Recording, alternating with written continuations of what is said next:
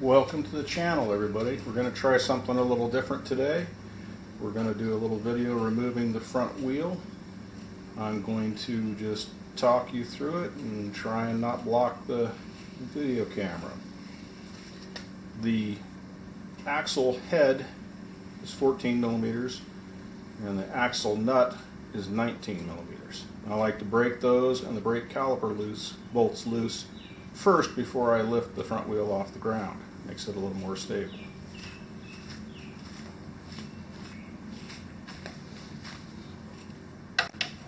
And I'm just using a breaker bar on the axle itself.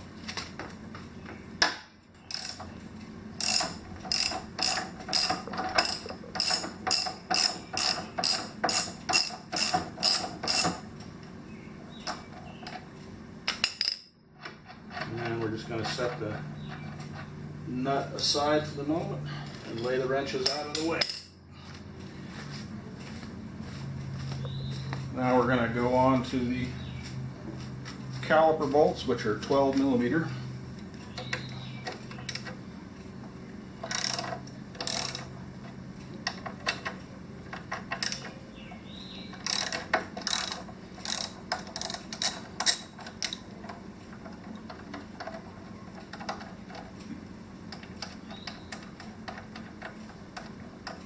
Going to set those down right here so they can't get too far out of our working area. Now you can hang the caliper or with a piece of coat hanger or wire, or you can just be gentle about it and hang it on its own hose out of the way. It's not recommended, but it works well for the short duration.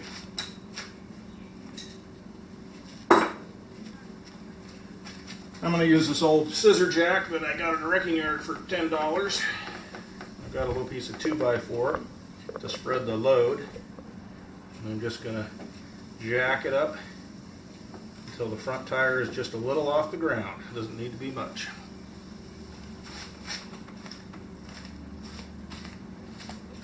You can see the axle bolt here.